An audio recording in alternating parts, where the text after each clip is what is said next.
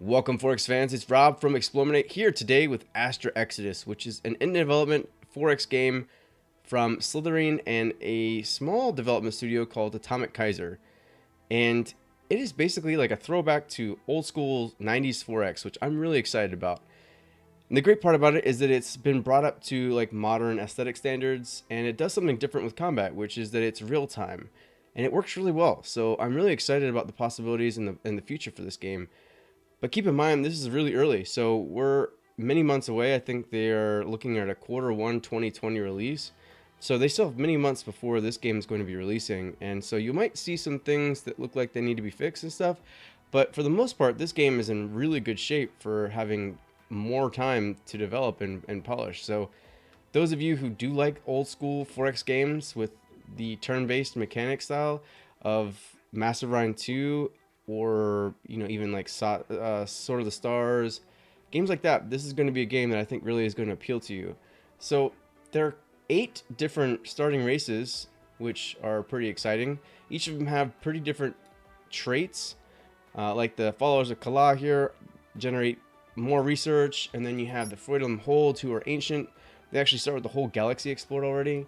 Or the Guardians of the Seed, they're planetoids, so they don't actually pollute their planets at all. Or these cool ass shark people, they're aquatic, so they naturally have more population on ocean and swamp planets, and so on and so forth. So each of them have unique traits. Some of them a little more asymmetric than others. I love asymmetry, so of course I'm gonna say that I'd like to see more asymmetry. But for the most part, they're pretty unique. So I'm going to start with these guys because I think they're pretty cool. I'm a big like water faction person. I just really like aquatic factions, so I'm gonna go with these guys. And you can't really beat the shark aesthetic. I think that's pretty awesome. You can change all this stuff if you want. You can customize through here, but I'm just gonna leave it all as it is because I don't want to spend. We're not gonna spend too much time on the faction selection here. Let's go ahead and randomize our opponents, and we'll start. What I'd like to see is perhaps these opponents being grayed out so I don't see who I'm up against. But of course, again, like I said, we're early in the closed beta. It's a very closed beta, so I'm humbled that Slitherine and Atomic Kaiser have allowed me to do this. I really am. It's pretty exciting to be able to show a game that's pretty early in development, still very solid, but still months away from being released to the general public. So I'm really excited, and I appreciate Slitherine letting me do this. So let's go ahead and take a look at this game because there's a lot, and I'm not going to spend too much time on this video because I just want to give you a preview. So what we're going to do is we're going to take a look and see how colony management works. So our first initial colony, our home world basically, is Sufra. And this is the way colony management works. Very similarly to Massive Rhine 2 or even the newest Massive Rhine and a lot of other Forex games. The graphics I think are very good, but here you are. You've been given enough. You show your colonists here. They can be allocated to different sections, and I like that they changed their aesthetic based on that. So like here, they look a little, rough, and as they would for someone who's mining. And then we have down here, we have some of the entrepreneurs that look a little more aristocratic, as do our researchers. So what we can do is we can start off by looking at our queue and seeing what we can build. So of course we can build a bunch of different ships right now. I do like the little abbreviations, so I kind of understand what kind of ship they are immediately, even just without knowing what these names are. So Vitalia 1 is a colony ship based on the CO. This is a battle cruiser or battleship. Then we have cruisers, my fault, and then destroyers. Then there's the frigates. We have two different types of frigates now, and then we have titans. And here we have constructors. So we're going to build a freighter fleet because those are very good for moving resources between star systems. And then we might end up queuing up a colony ship. We're going to back out. We can use the right click button to back out, which I love. Let's take a look and see what we're going to do for research. So each research level allows you to choose one of these, and then of course that excludes the other 2. And I believe there's some randomness to these tech trees. I don't know the true details of the depth of that randomness because I played a bunch, but I haven't really seen them too terribly different. But I imagine that they get deeper and different as it goes on. So There are a lot of little tech paths here, tech trees. There's 1, 2, 3, 4, 5, 6, 7, 8, 9, 10, 11, 12. So there's 12 of them, and each of them allow for you to choose one at each tier. So here we're going to go, we can do air terraforming, we can do fission pulse drive, or we can do optoelectric finder. So I think we're going to do air terraforming because that allows us to terraform planets to something that's a little bit more hospitable to us. Then we're going to go down the line here. So here we have Gauss cannons, we have rockets pods, or plasma blasters. I think plasma blaster sounds pretty cool. I'm not going to give too much thought to these because, again, I'm going to just do a quick little preview video. We're going to do stellar commerce here. We might do the military council, or we could do, let's do assault armor because that sounds cool.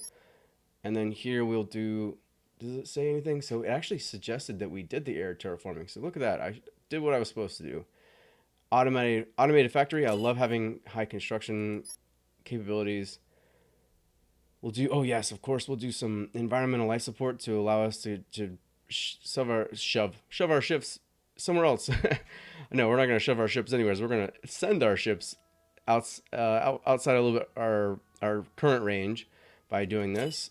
You can down here, as you can see, we've queued up all these different research technologies, but we can actually change their line in the queue, their place in the queue. So this one might go a little bit more forward actually, because I'd really like to be able to explore further or farther as fast as possible.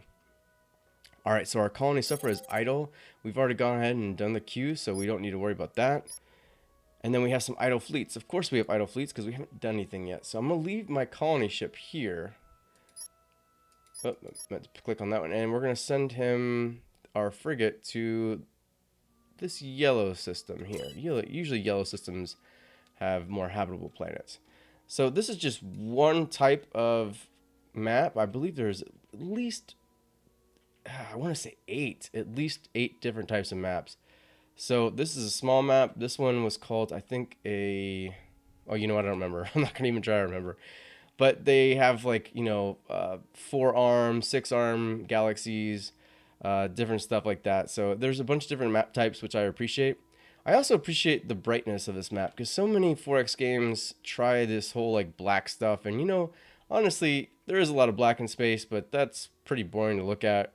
This one definitely has a more colorful and warm atmosphere that I appreciate. So it's something that I definitely think needs to be toned down a little bit, ever so slightly, but it's really, really good and it's pretty to look at. So, all right, with all that being said, we have our ships headed towards Hydra, we have our colony queue set up, and we have our research queue set up. So let's go ahead and end turn. And we'll just keep ending turn for a few turns here. All right, so freighter fleet was built at Sufra, which is great. And then we're going to go ahead and also come over here and maybe queue up another frigate so that we can do some more exploration. We can also take a look at our ability to design a ship right now too. So maybe we do a new design here with, we could look at and see what we want to do here. So maybe we want to do one with titanium armor, no weapons, and faster engines, but we can't do that just yet. We can't really double up on engines to make a scout ship, which would be cool. But maybe we have, as we progress, clearly we're going to get more technologies and we're going to be able to add stuff that we don't have currently. So maybe our weapons here, red laser, we can mount them here. As you can see, there's hard points to mount stuff. We don't have anything that we can mount here because that's a micrograde mount, as you can see down here. And then we also have the main grade mount, which is the main one here. Then once we've completed that, we also need to see, as you can see over here, we don't have enough power, we don't have enough charge, so we have to add some support models. So the capacitor, I believe, gives you power. Yes, power. So we can add some power and actually increase our power. So we need 35 gigawatts of power. So we're going to add 3 here, and then we need some batteries to put on that. All right, we can't actually... Oh, no, I didn't mean to do that. Let's come back. My apologies. So, yeah, once we get that, we have to basically balance out the power and the charge with the support modules. So you'll need to add capacitors and nuclear batteries in order to make it work right. And you also eventually have holds, where you'll have your ammunition and stuff for your various weapons. So whether they be, a missile of some sort, or, a mass driver or something like that, you'll need holds in order to hold the ammunition for those things. So it's a pretty cool system, and it's pretty detailed, much more detailed than a lot of other systems. So I appreciate that. So now we've explored Hydra, and it looks like there's actually a really good planet here. It's an ocean planet, although it doesn't really look like an ocean planet. I believe the graphics might be off for that, but that's fine. But it is an ocean planet, so maybe there's like a big ocean underneath that. Who knows? However, with that being said, ocean is perfect for us. So we're going to go ahead and send our colonizer that way. And in the meanwhile, we're going to send our frigate that way to explore. All right. So we have a suggestion on research. Looks like we can do it. We should do advanced metal scanning. Now I know one thing that I've suggested is that you should be able to click on this in order to send you directly to that. That's definitely going to come, so that's great. So I bet you it's here. Subsurface metal, advanced metal scanning. There we go. So let's go ahead and click on that. Take care of that. All right, so we have a suggestion on fleets pending from our advisors. So whether for defense or attack, our troops could use some bolstering. As our rival's star army exceeds ours in strength, it is either that or invite invasion. Well, I wouldn't want to invite invasion. But we don't really need more ships just yet. We're building more ships too, so. Suggestion on design. So one of our most successful designs so far is Ziokia, the Ziokia class of Titan starships. You know what? We don't need more starships, so thank you. All right, so it looks like we've discovered a wormhole or two here. So those will quickly transport you from like this Grabthar to Maya in one turn. And it goes right through my home planet there. Oh, I meant to go ahead and colonize. That's my apology. So here we go. Let's go ahead and click here and we'll colonize the planet. Very good. So we start off with one colony, one colonist. Let's go ahead and do some farms. Yeah, we'll do a farm here. And that way we can start generating more people here at Hydra 1. Alright. So we've established, our first colony has been established. Very good. Finally, after much toil, I am pleased to announce Supreme Secretary Jolip Saline that we have finally settled our first world, a home away from home, at the planet Hydra. Hopefully our people will soon turn this rough stone into an invaluable part of our growing faction. So the lead developer isn't natively English speaking, so some of the writing here is going to be a little bit different, a little grammatically incorrect, which is totally fine. It's easily fixed. So now we're growing, or we have plus 12 food coming in. We are consuming 9, so we can start moving these people around a little bit. Maybe we move them to construction so that we can actually construct these things faster. This is our colony ship, which is going to be great because we can further spread ourselves out a little bit. All right, we've met the followers of Kala. Hello. So if you can see down here, this is how they look at us. So we're actually pretty good. They fear us a little bit, but they also like us a lot, which is great. So let's offer to share star charts. Okay, it's not your... Let's do this then. Let's offer some credits. Maybe offer tribute.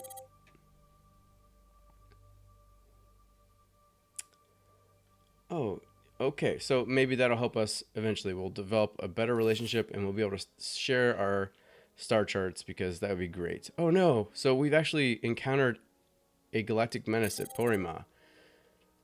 So I bring dark yet incredible tidings. Supreme Secretary Josephine, our scouts report that they have found an unidentified signal. This one is a war slave. Okay. So this crazy looking thing is here, and unfortunately it wants to fight us. So we're going to lose very badly. So it looks like they have significantly greater capabilities than we do. Their hull is twice as powerful or twice as strong as ours. Their armor exists and we don't have any. And then their shields exist and we don't have any. And then you can see the might is 372. Ours is 0. I'm going to go do tactical combat because I want you to see it, but you're going to basically watch me just get destroyed. So we're going to zoom out a little bit and we're going to take a look and see where our friend here is. There he is. And we're going to go ahead and select our ship here, and we might as well just bring it here. So the cool thing is that there are special abilities here. So like we have Hunt Strike Craft, we have boost engines. We can also center our camera on the selection here. This is surprisingly well played out. It's very good. So there's a lot of information that's provided. You can change here, so show weapon ranges, show damage counters, highlight squadrons, and then also you can have hotkeys for each of your squadrons as well. So like if you want to select bombers, select warships, select support ships, all that stuff, that's all there. So I like that a lot.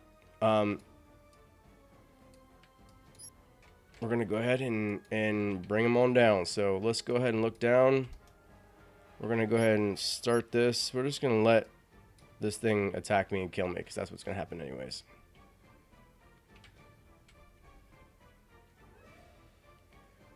Moving pretty slowly, but it's going to be here anytime now, and then we're all gonna die. So we're going to select our warships, and we're just gonna make this faster. Just bring on the inevitable.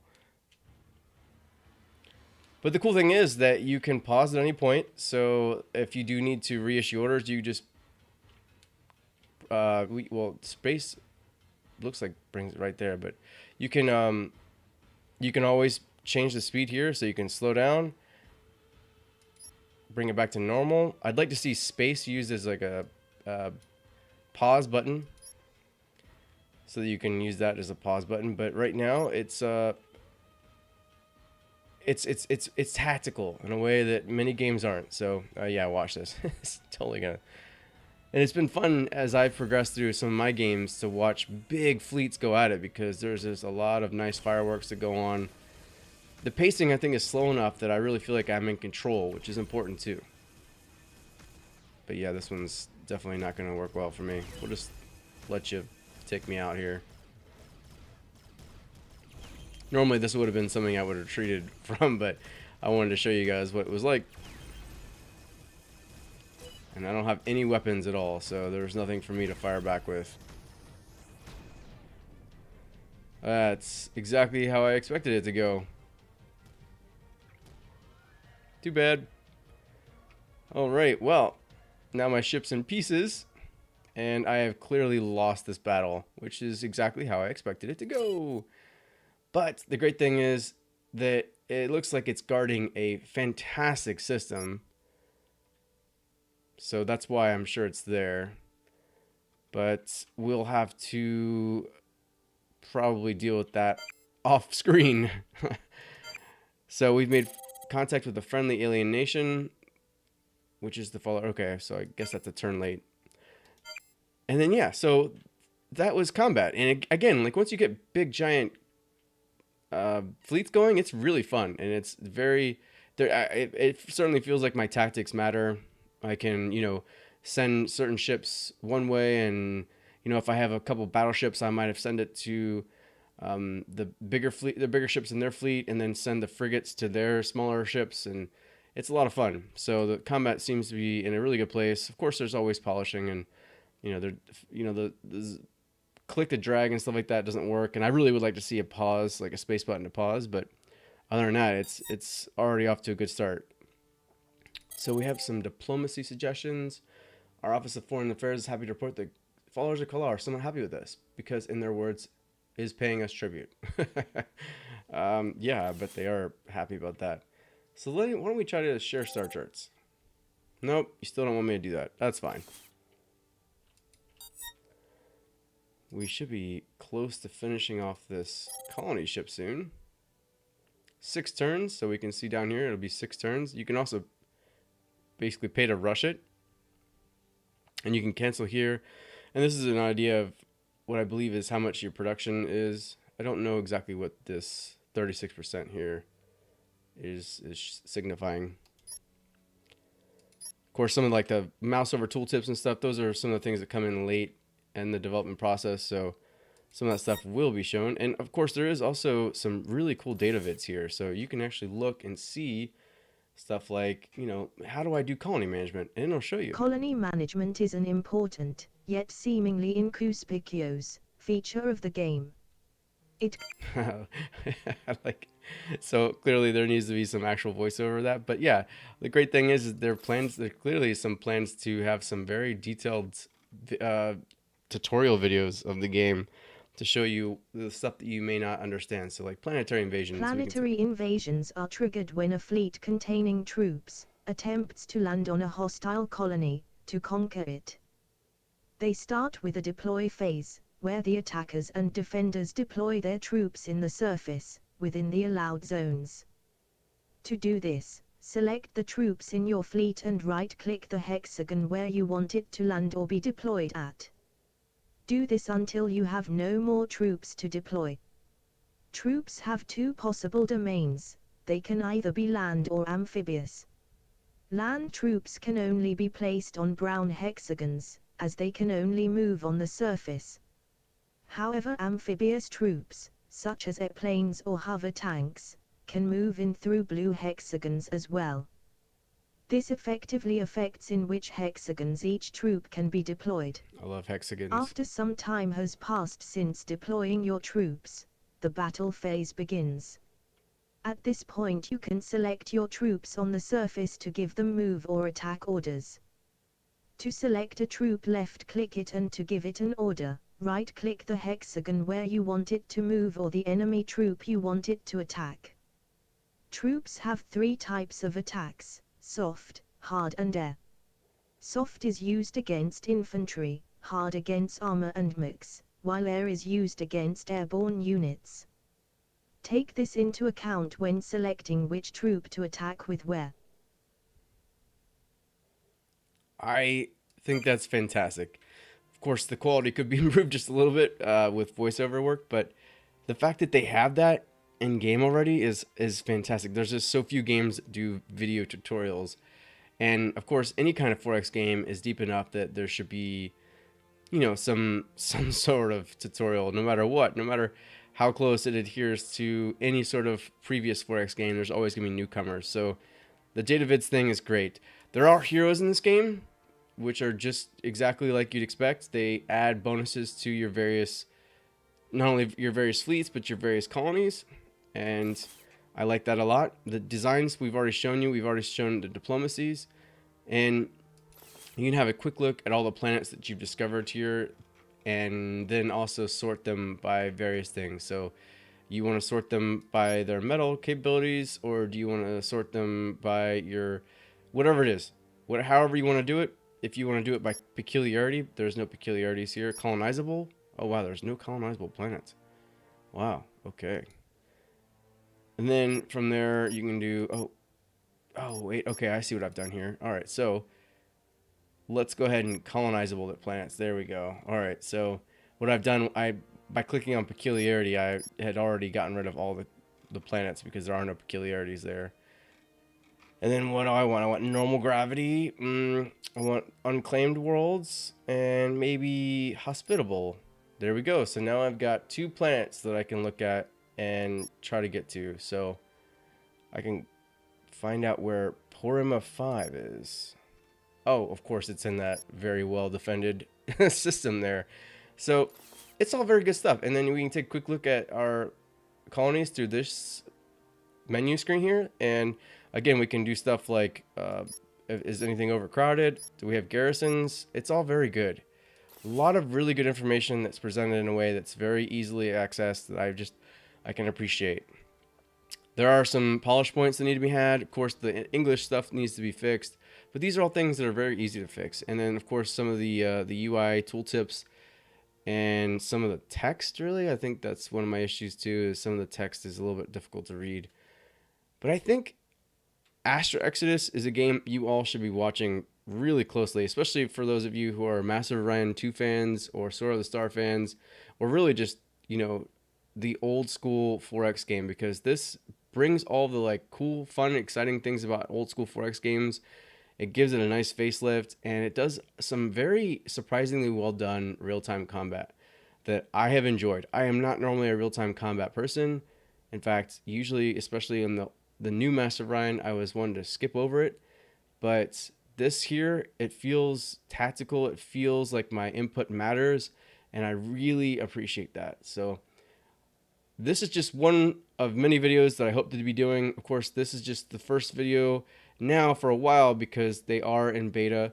But once it gets closer to release, of course, once I have permission to do more videos and it comes a little bit further in the beta process, I'll be doing some videos to kind of show you how it's progressed. I do think this is a game y'all should be watching. So if you guys have any questions, I'm happy to answer as many as I can possibly. We have a questions and answers article set up on the site, so come check that out at www.explominate.net, where the lead developer, Fernando, answered some of our questions about the game. And yeah, so stay tuned to our channels too, because we'll be doing as much as we can when we can for this game as it progresses through beta. So thanks again to Slitherine for letting me do this and showing it off for a little bit. And until next time, guys, this was Rob from Explominate. Keep exploring.